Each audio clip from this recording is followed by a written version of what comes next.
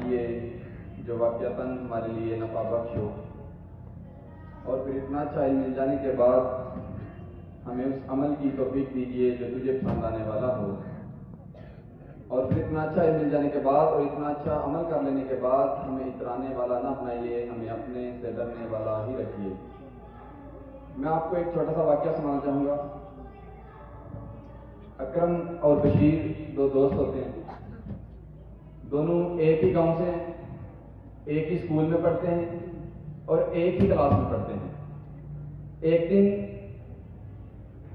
جو بشیر ہے وہ اسکول لیٹ آتا ہے اور تقریباً 2 لیکچر لیٹ آتا ہے، 2 بیلیں ہو جاتی ہیں جب وہ اسکول پہنچتا ہے، اور اکرم اس دن اسمبلی سے بھی پہلے اسکول آ جاتا ہے اور آگے کلاس میں بیٹھا ہوتا ہے فرسٹ جو ہے وہ چیئر پہ۔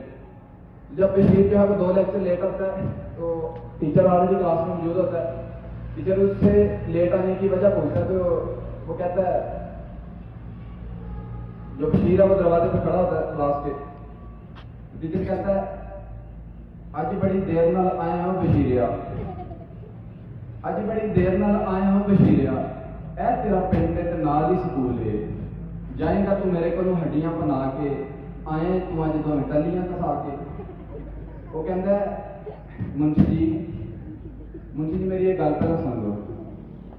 وہ دروازے پہ کھڑا ہوتا ہے، سامنے اکرم کی طرف اشارہ کر کے نا اس نے ہاتھ میں کچھ پکڑا ہوتا ہے، کہتا ہے منشی جی میری یہ گل پہلے سن لو، اکر میں نے نیرجیا نیرا چ پایا جی، اکر میں نے نیرجیا نیرا چ پایا جی، مائی نو میں ماردا تے بڑا ڈاڈا ماردا ہے، اج اس پیڑکے نے حد پہ مکائی جے، اج اس پیڑکے نے حد پہ مکائی جے، انہوں مار مار کے مدانی بن چڑی سی، لوکی کٹھے ہوئے اتوں بھج وگیا، چک کے کتاباں سکول والے نسیا، مائی ادی منشی گھر ساڈے آئی سی، سنی گا، مائی ادی منشی گھر ساڈے آئی سی، منہ تے نیل سن سجیا ہوا ہاتھ سی، اکھاں وچ اتھرو تے بلاں وچ رت سی، کہن لگی سونیا وے پتر بشیریا میرا ایک کام بھی تو کریاں جشیریا، روٹی میرے اکر میں دی لئی جائی مدرسے، اج پھر تر گئی ہو میرے نال رس کے، تے گھیو وچ بن کے پروٹھے اس پکے نی، ریج نال رنیا سونڈیاں دا حلوا، کونے وچ بن کے تے میرے ہاتھ دتی سو، ایہی گل آکھدی سی مڑ مڑ بیبیا دیریاں نہ لائیں، اوہدیاں تے لوسدیاں ہون گیاں آندراں، بھکھا پانا اج جو سکولے تر گیا ہے، روٹی مینوں دتی سو میں پجا لگایا جے، اکر میں نے نیرجیا نیرا چ پایا جے۔ میں ایک بات ادھر واضح کروں، یہ صرف اکرم کی والدہ نہیں، ہم میں سے کسی کی ماں بھی ہوتی وہ بھی ایسے کرتی۔ والدین اگر ہم سے اتنی محبت کریں اور ہم بدلے میں انہیں اذیت دیں، اس کے لیے ہمیں کیا کرنا چاہیے؟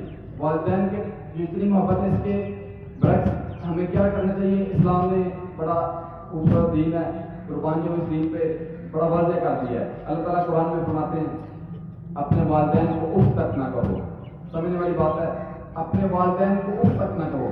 اف کیا ہے؟ اگر کوئی شخص بڑا تہذیب والا ہو نا اور اس نے اپنی ناراضگی کا اظہار کرنا ہو تو وہ اف کہہ دینا تو وہ اس کی ناراضگی کا اظہار ہی ہوتا ہے، یعنی کہ ناراضگی کا جو کم تر سطح ہوتی ہے نا ناراضگی کے اظہار کی، اسے اف کہتے ہیں۔ اگر آپ کی والدہ آپ کو کہیں بازار بھیجے کوئی چیز لے لانے کے لیے سبزی، اور جب آپ لے کے آئیں اتنی گرمی میں اور آ کے والدہ کہے کہ وہ دہی لانے تو بھول کے وہ بھی لے آئیں، آپ کے اف اور چلے بھی جائیں بس اف۔ اللہ تعالیٰ نے قرآن میں اسے بھی منع کیا ہے، بلکہ علماء کرام فرماتے ہیں اف کا معنی اف کیا ہے؟ فرماتے ہیں کہ اگر آپ کے والدین میں سے کوئی ایک بڑھاپے میں ہو، کنسیڈر کریں آپ کے والد اگر بڑھاپے میں ہیں اور بیڈ پہ پڑے ہوئے ہیں، وہ حاجت کے لیے نہیں جا سکتے، آپ ان کا کھانا صاف کر رہے ہیں اور کھانے کی اسمیل سے آپ نے اپنا منہ دوسری سائڈ پہ کیا ہے یا اپنے ناک کے آگے کوئی کپڑا رکھا ہے، تو اسے اف کہتے ہیں۔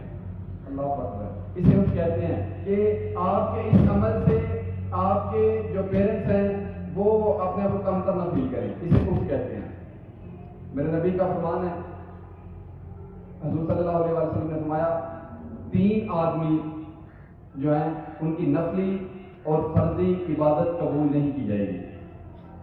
کون ہے وہ؟ جو حق کو جھٹلاتے ہیں، نمبر 1، جو نیکی کر کے جھٹلاتے ہیں، نیکی کرتے بعد میں اس کو جھٹلاتے ہیں، اور والدین کا نافرمان بتا ہے۔ اگر بندہ والدین کا نافرمان بتا رہا ہے تو اس کی نفلی اور فرضی عبادت کسی صورت قبول نہیں ہوگی۔ میرے نبی کا فرمان ہے وہ شخص ہر گناہ کی جو سزا ہے نا وہ مرنے کے بعد شروع ہوگی، لیکن ماں باپ کے نافرمان بردار کی جو سزا ہے وہ موت سے پہلے شروع ہو جاتی ہے۔ کفر ہے، شرک ہے، سب کی سزا موت کے بعد ملے گی، لیکن نافرمان بردار جو ماں کا ہوتا ہے یا والدین کا کسی کا بھی، اس کی سزا موت سے پہلے شروع ہو جاتی ہے۔ یہ حقیقت ہے، یہ حقیقت ہے واقعی۔ اس کو وہ اس کی سزا موت سے پہلے۔ آپ صلی اللہ علیہ وسلم سے پوچھا کہ کسی نے پوچھا کہ قیامت کب آئے گی؟ میرے نبی نے فرمایا اللہ کو پتا ہوگا۔ فرمایا کوئی نشانی بتا دے۔ فرمایا جب ماؤں کو ذلیل کیا جائے گا تب قیامت آئے گی۔ میں ایک بات بتا دوں، والدین کا نام فرما بردار، علماء کرام کیا کہتے ہیں کہ آپ کے کپڑے کے اوپر ڈسٹ پڑی ہوئی ہے نا، اور آپ اپنے کپڑے کی ڈسٹ صاف کریں اور وہ ڈسٹ اگر آپ کے والدین کی طرف جا رہی ہے کسی ایک کی طرف، تو یہ سمجھو وہ والدین کا نام فرما بردار ہے۔ آپ نے بس دیکھنا ہے ہمارا دین کیا کہہ رہا ہے، ہم کدھر کھڑے ہیں۔ اصل میں یہ بات اس لیے میں بتا رہا ہوں کہ ہمارے ملک کے جو حالات ہیں، ہمارے جو حالات ہیں یہ اس طرف کیوں جا رہے ہیں۔ مجھے ایک بات میرے ذہن میں ہے کہ ایسا کیوں ہو رہا ہے، کیونکہ اللہ تعالیٰ فرماتے ہیں کہ اگر آپ کے والدین راضی ہیں تو میں راضی ہوں، اور اگر آپ کے والدین ناراض ہیں نا تو میں سمجھ لیں اس کا اللہ بھی ناراض ہوں گے۔ تو اگر اللہ ہم سے راضی نہیں ہوگا تو ہمارے حالات کیسے ٹھیک ہوں گے۔ مجھے لگ کیوں رہا ہے کہ کہیں ہم اپنے والدین کو وہ رسپیکٹ دے رہے ہیں جو ملنی چاہیے، جو ہمارا دین کہہ رہا ہے، جو ہمارا دین کہہ رہا ہے وہ دے رہے ہیں کہ نہیں۔ ہمارا دین ہمیں کیا کہتا ہے؟ آپ صلی اللہ علیہ وسلم کے پاس ایک دفعہ ایک صحابی آئے اور کہا کہ حضور میں جہاد کے لیے جانا چاہتا ہوں، تو آپ صلی اللہ علیہ وسلم نے فرمایا آپ کے والدین ہیں گھر میں؟ کہا جی ہیں۔ کہا کہ جائیں ان کے پاس بیٹھیں، ان کی خدمت کریں، آپ کا جہاد ہو جائے گا۔ میرے نبی کا فرمان ہے، کیا خوبصورت فرمان ہے۔ میرے نبی نے فرمایا کہ اگر کوئی شخص اپنے والدین کے پاس بیٹھا ہے شام کے وقت، ان کے بستر میں بیٹھا ہے، ان سے باتیں کر رہا ہے اور ایسی باتیں کر رہا ہے کہ اس سے اس کے والدین میں سے کوئی ایک کے پاس بیٹھا تو وہ ہنس رہا ہے، اس کی باتوں سے اس کی ہنسی نکل رہی ہے، وہ خوش ہو رہا ہے، تو یہ جو کام کر رہا ہے نا وہ بندہ، اور ایک سائڈ پہ وہی بندہ اللہ کی راہ میں ساری رات جو ہے وہ کہیں نگرانی کر رہا ہے، پہرا دے رہا ہے، تو یہ کام اس سے افضل ہے جو گھر میں بیٹھ کے اپنی والدہ کے ساتھ باتیں کر رہا ہے، اس کو ہنسا رہا ہے، خوش کر رہا ہے، اس کی خوشی کی وجہ بن رہا ہے، یہ کام اس سے افضل ہے۔ ہمارا دین کہہ رہا ہے دنیا میں صرف دو چیزیں ایسی ہیں جن کو دیکھنے سے ہی ثواب ملتا ہے، ایک اللہ کا گھر خانہ کعبہ، اور ایک اپنی والدین کو محبت سے دیکھنے سے ہی اجر ملتا ہے، دیکھنے سے ثواب ملتا ہے۔ میرے نبی کہہ رہے ہیں پاس بیٹھے ان سے باتیں کریں، ان کو دیکھیں، محبت سے دیکھیں، آپ کا اجر لکھا جائے گا، اس سے بڑا اور ہمیں کیا چاہیے۔ ایک دفعہ ایک صحابی حضور صلی اللہ علیہ وسلم کے پاس آئے اور آپ کہا کہ اے حضور میرے حسن اخلاق کا سب سے بہترین اور پہلا حق کس کو ہے؟ حضور نے فرمایا تیری والدہ کو۔ پھر کہا اس کے بعد کس کو ہے؟ پھر حضور نے فرمایا تیری والدہ کو۔ تیسری مرتبہ پھر پوچھا اس کے بعد کس کا ہے؟ کہا تیری والدہ کو۔ چوتھی مرتبہ کہا تیرے باپ کو۔ والدین کے بارے میں ہمارا اسلام کتنا اس بات کی وضاحت کر رہا ہے، ہمارے لیے آسانیاں پیدا کر رہا ہے۔ ایک صحابی نے بڑی گرمی میں اپنی والدہ کو کندھے پہ بٹھا کے جو ہے وہ حج کروایا، آ کے کہا کہ حضور اب تو میں نے اپنی والدہ کا حق ادا کر لیا ہوگا۔ ایک روایت میں آتا ہے کہ حضور نے اپنا ناخن مبارک سامنے کیا اور کہا کہ پورے جسم میں یہ جو ناخن کی حیثیت آپ نے اتنا حق بھی ابھی ادا نہیں کیا، دیکھ لیں اتنا حق بھی ابھی ادا نہیں کیا۔ حضرت امام حسن اپنی والدہ حضرت فاطمہ کے پاس بیٹھ کے نا کھانا نہیں تھے کھاتے، تو ایک دن حضرت فاطمہ نے کہا کہ بیٹا میری بڑی خواہش ہے کہ آپ میرے ساتھ بیٹھ کے کھانا کھائیں، تو کیوں نہیں کھاتے آپ؟ تو حضرت امام نے فرمایا، امام حسن نے، کہ والدہ میں اس وجہ سے بھی کھانا ساتھ بیٹھ کے کھاتا کہ جب ہم ساتھ بیٹھ کے اگر کھانا کھا رہے ہوں گے تو اس لقمے پہ جس پہ آپ کی نظر پڑی ہے لیکن ابھی ہاتھ آگے نہیں بڑھا آپ کا، تو میں اس لقمے کو کہیں اٹھا کے اپنے منہ میں نہ رکھوں، یہ نہیں تو پھر میں اپنے آپ کو معاف نہیں کر سکوں کہ میری والدہ کی نظر پڑی تھی، اب میں اس سے اندازہ شاید نہ لگا سکوں گا، اس وجہ سے میں اتنی احترام اتنا رسپیکٹ کہ میں اس وجہ سے جو ہے وہ آپ کے ساتھ بیٹھ کے کھانا نہیں کھاتا۔ آپ صلی اللہ علیہ وسلم نے فرمایا اگر میری والدہ زندہ ہوتی اور میں نماز میں کھڑا ہوتا اور والدہ کہتی اے محمد، تو میں نماز چھوڑ کے کہتا جی امی۔ اب دیکھنے والی اور سوچنے والی بات یہ ہے کہ ہمارا دین ہمیں یہ کہہ رہا ہے، پر اگر ہمیں ہماری والدہ آواز دیں تو ہم کوشش کریں کہ چھوٹا چلا جائے، دوسرا چلا جائے، اس کو کہیں گے امی کی بات سنیں، بلا آپ کریں گے۔ خدا کی قسم اگر آواز چھوٹے کو پڑے باقی آپ چلے جائیں، نہیں ملے گی یہ آواز، نہیں ملے گی یہ آواز۔ اگر آپ کا گھر 10 کروڑ کا ہے اور اگر والدہ فوت ہو گئی تو قبرستان بن جاتا ہے، اسی گھر میں خوشیاں رونقیں ختم ہو جائیں گی، ختم ہو جائیں گی، کچھ نہیں۔ آپ بڑے لوگ बड़े स्टूडेंट ऐसे हैं, मेरी अपनी टीचिंग लाइफ में या वैसे भी बड़े स्टूडेंट ऐसे होते हैं, वो खुशी खुशी माँ को घर छोड़ के आते हैं, इधर से कॉल आ जाती है कि आपकी वालदा फौत हो गई। वक्त का किसी को पता नहीं है, बल्कि अभी 10th क्लास में एक स्टूडेंट, उसके वालिद साहब जो है वो पेपर के दौरान ही फौत हो गए, हालांकि बिल्कुल सारे मामले ठीक थे। किसी को कभी भी कोई भी कॉल आ सकती है हमारे। बल्कि मैं एक बात बता दूं, जिस तरह के अभी जिस एज में पेरेंट्स हैं और जिन बीमारियों के साथ हैं, 70%, ये सच बता रही है, 70% 30 या 40 प्लस एज के लोग ऐसे हैं, 70% जिनको कभी भी कुछ भी हो सकता है। यानी कि इतने रिस्क पे हैं हमारे पेरेंट्स, और हम इतने रिस्क पे अपनी वालदा को, और हम घर में जाएं और घर में जाके हमें पता ही चले कि वालदा क्या करेंगे। अपनी वालदा के पास बैठी ना, उनसे पूछी ना कि अम्मी आज के दिन आपका कैसा गुजरा, वालिद साहब से पूछी ना। मैं बल्कि बड़ी हैरानगी के साथ कहता हूँ कि बड़े लोगों को अपने वालिद के नाम के अलावा उनका और कुछ पता ही नहीं होता, अपने वालिद के कि उनका बचपन कैसा गुजरा। उनसे बात नहीं की, अब्बा जी आज का दिन आपका कैसा गुजरा, अब्बा जी आज आप, बल्कि लोग कहते हैं कि अब्बा जी बड़े अच्छे, अब्बा जी क्या करते हो, क्या कर रहे हैं हमारे लिए। अब्बा जी वापटा में 11 केवी के सामने धूप में खड़े होकर औलाद के लिए काम कर रहे हैं। अचानक से किसी वक्त कोई झटका लगता है, फौत हो जाते हैं। फिर घर में जब जो पता चलता है कि वालिद साहब, तो फिर लोग ठंडी मट्टी की कब्र को गले लगा के होते हैं, फिर कोई फायदा नहीं है। बड़े लोगों के पेरेंट्स 2-2 साल के लिए, 4-4 साल के लिए बाहर हैं, उधर से कॉल करके अपने वालिद साहब, जो वालिद साहब हैं, अपनी औलाद से बात करते हैं। उनका दिल कैसे करता है, सिर्फ औलाद की मोहब्बत है कि वो मुल्क छोड़ के बाहर है औलाद। फिर अचानक से एक दिन वालिद के नंबर से कॉल आती है, लेकिन आवाज़ वालिद की नहीं होती, और कहा जाता है कि आपके वालिद इंतकाल कर दिए। उस वक्त के जो लम्हे होते हैं, ये ऐसे ही है जैसे आप बहुत घने छाँव में हैं। वालिदैन का साया कैसा है, बहुत ठंडी और घने छाँव के अंदर आप खड़े हैं, और वालिदैन का साया ऐसे आता है जैसे अगर आपको उसी ठंडी छाँव से उतार के किसी ने धूप में खड़ा कर दिया, शदीद धूप में। मछली जब पानी से निकलती है ना, फिर उसे पानी का एहसास होता है। अल्लाह करे इस तजर्बे से पहले ही हमें भी एहसास हो जाए अपनी वालिदैन का, अपने वालिद का, कि वो हमारे लिए कितनी, वही वालिद। मैं अक्सर ऐसे लोगों को जानता हूँ जो कहते हैं कि क्या शादी करके बच्चे पैदा करने का, बेवकूफ़ लोग हैं जो बच्चे पैदा करके उनको पालते रहते हैं, उनके खर्चे उठाते रहते हैं। क्या उनकी किसी हद तक उनकी सेंस के मुताबिक बिल्कुल बात ठीक हो सकती है कि सारा खर्च कमाते हैं, अपने औलाद पे लगा देते हैं, औलाद पे लगा देते हैं। ये कैसे लोग हैं? लेकिन हमारे पेरेंट्स अगर किसी के 3-3, 4-4, 5 बच्चे हम उनको पालते हैं, बल्कि ईद पे खुद नए कपड़े लें या ना लें, शादी पे खुद वही पुराना जूता, वही पुराने कपड़े, वही पुरानी जो चादर है वो ले लेंगे, लेकिन औलाद की सारी ख्वाहिशात को पूरा करेंगे।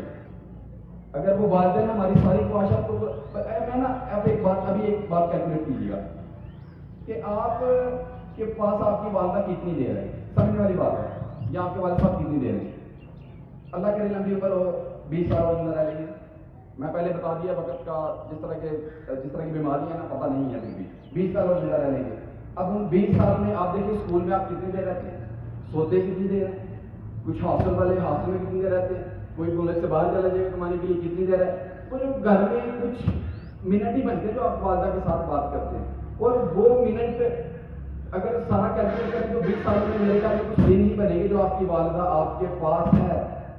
और अगर उसमें भी हम अपनी वालदा को मोहब्बत से ना देखें और उसकी आवाज़ पे हम जो किसी और को भेज दें कि वालदा ये आवाज़ नहीं मिलेगी, तरसेंगे इस आवाज़ को। अभी आपके पास है, इस नेमत से फ़ायदा उठा लें, इनकी खिदमत कर लें, इनकी खिदमत कर ले, इनकी खिदमत करके जन्नत हासिल कर ले। हमारा दीन ये कह रहा है कि जिसने अपने वालिदैन को बुढ़ापे में पाया और उसकी खिदमत हासिल करके जन्नत हासिल ना की तो वाह बर्बाद है वो शख्स। ये अपने वालिदैन को बुढ़ापे में पा रहा है और उनकी खिदमत करके वो जन्नत हासिल नहीं कर रहा। असल में ना ये जो हमारा करैक्टर वाला चल रहा है, मैं ये क्या समझता हूँ, बस काफ़ी बात इस वजह से ये मैंने इस वजह से ये टॉपिक आज शुरू किया है कि करैक्टर और बिहेवियर। मुझसे अक्सर सवाल करते हैं सर करैक्टर और बिहेवियर में क्या फ़र्क है? बड़ा फ़र्क है, बहुत फ़र्क है। करैक्टर और बिहेवियर में क्या फ़र्क है? बिहेवियर किसे कहते हैं? बिहेवियर और पर्सनैलिटी में कोई फ़र्क नहीं है, सेम वर्ड है। पर्सनैलिटी का वर्ड निकला पर्सोना से। पर्सोना का मतलब होता है नकाब, छुपा देना। यानी पर्सनैलिटी जो होती है ना वो छुपाती है, वो कुछ जैसे देख के बाद पता चले मतलब अच्छा है, वो एक पर्सनैलिटी है। पर्सनैलिटी और बिहेवियर एक चीज़ है, यानी कि महफिल में नफीस हो जाए इसे कहते हैं, वो उसका बिहेवियर है। महफिल में नफीस हो जाए उसका बिहेवियर है। तो फिर करैक्टर क्या है? انسان تنہائی میں نفیس ہو جائے، یہ اس کا کریکٹر ہے۔ انسان اپنی والدہ کے ساتھ، انسان گھر میں کیسا ہے، یہ اس کا کریکٹر ہے۔ اس وجہ سے میں کہہ رہا ہوں کریکٹر شروع کرنا ہے تو گھر سے شروع کریں، والدہ سے شروع کریں، ادھر شروع کریں۔ آپ کریکٹر اگر آپ ان کے ساتھ آپ کیسے ہیں تو یہ آپ کا کریکٹر، اور اگر کسی کا کریکٹر ٹھیک ہوگا تو بیہیویئر ضرور ٹھیک ہوگا، لیکن ضروری نہیں ہے کہ کسی کا بیہیویئر ٹھیک ہے تو کریکٹر بھی اس کا ٹھیک ہو۔ آئی تھنک سو آپ میری بات کو فالو کریں۔ اگر آپ اپنی والدہ کے ساتھ ٹھیک ہیں، اپنے گھر والوں کے ساتھ ٹھیک ہے، گھر میں ٹھیک ہے، تو آپ کا کریکٹر ٹھیک ہوگا۔ 8 ارب آبادی میں 2 شخصیت ایسی ہیں جن کا متبادل کوئی نہیں ہے، وہ آپ کے پیرنٹس، والد اور والدہ۔ اگر آپ کا کریکٹر ان کے ساتھ، اگر آپ ہاسپٹل میں ہیں تو 24 گھنٹے جو آپ کے لیے جاگ سکتا ہے وہ آپ کی والدہ ہے۔ دوست آئیں گے تھوڑی دیر کے لیے، بیٹھیں گے، پوچھیں گے کیا ہوا، کیسے ہوا، اس کے بعد جانے کے لیے کوئی ایسا راستہ ڈھونڈیں گے، کوئی بات ایسی ہو اپن جائیں جیسے۔ والدہ وہ ہے جو 2 ماہ کے لیے اسی بیڈ پہ بیٹھ کے دعائیں کرتی ہے، بیٹے کے لیے جاگتی ہے، سب کچھ کرتی ہے۔ تو خدا کی قسم اگر آپ کو بات سمجھ آ جائے تو یہ عیدیں بے رونق ہو جاتی ہیں۔ اسی عید پہ جو والدہ ہے کسی کے لیے حلوہ بنائے گی، اس بیٹے کو اچار پسند ہے، اس کو گوشت پسند ہے، اس کو کھیر پسند ہے، سب کے لیے بنائے گی، پھر کون بنائے گا؟ آج والدہ زندہ ہے، کیسے آپ کہہ سکتے ہیں کہ میری والدہ مجھے ڈانٹتی ہے؟ اس ایج میں آ کر تھوڑا سا چڑچڑا پن آ جاتا ہے، سائنٹیفکلی بتا رہا ہوں، چڑچڑا پن آ جاتا ہے، ڈانٹتے نہیں ہیں وہ، چڑچڑا پن آپ کی حرکتوں سے آ جاتا ہے، آپ کی حرکتیں مار رہی ہیں، تھوڑا سا چڑچڑا پن بعد میں ان کو خود ہی احساس ہو جاتا ہے۔ ہم سمجھتے ہیں کہ میری والدہ میرے والد پتہ نہیں مجھے ہر وقت کیوں ڈانٹتے رہتے ہیں، نہیں ڈانٹتے، پلیز سمجھیں اس بات کو، نہیں ڈانٹتے، بلکہ ایسے کیسز ہیں کہ کسی نے اپنی کسی جو ہے وہ کیس ایک ایسا سامنے آیا کہ جو اولاد ہے اس نے اپنی والدہ کو سختی کی، ہاتھ اٹھایا، میں کہتا ہوں پیرالائز ہو جائے وہ ہاتھ جو اپنی والدہ کو اٹھاتا ہے، صحیح بات بتا رہا ہوں، وہ زبان پیرالائز ہو جائے، وہ زبان حرکت نہ کرے جو اپنی والدہ کے لیے کچھ بولتی ہے، سختی ہے کہ اس کی والدہ کو یہ بات لگے، جس کو اتنی محبت سے پالا وہ بات میں یہ اسے دے تو بہت ہی دکھ کی بات ہے۔ تو وہ والدہ کے اوپر ہاتھ اٹھایا تھا، والدہ کا کیس کسی منٹور کے سامنے آیا، تو بعد میں اگلے دن اس نے معافی مانگی، تو والدہ کہتی ہے وہ بیٹے نے معافی مانگی ہے، وہ ٹائم اس سے غلطی ہو گئی تھی، تو وہ تو ایسا کرتا ہی نہیں ہے، سوچتی مجھے بتائیے گا اگر والدہ ہم سے محبت نہ کریں، وہ ہم سے سکتی کوئی ہمارے اوپر کوئی ایسا ہاتھ اٹھائے تو ہم کو سانو یاد رکھنے کا بدلہ لیا جائے، اس سے کب اسے بدلہ لیا جائے۔ والدہ اگلے دن ہی کہہ رہی ہے کہ بیٹے سے غلطی ہو گئی ہے، وہ ایسا نہیں کر سکتا، وہ ایسا نہیں سوچ سکتا، وہ والدہ کتنی محبت ہم سے کرتی ہے۔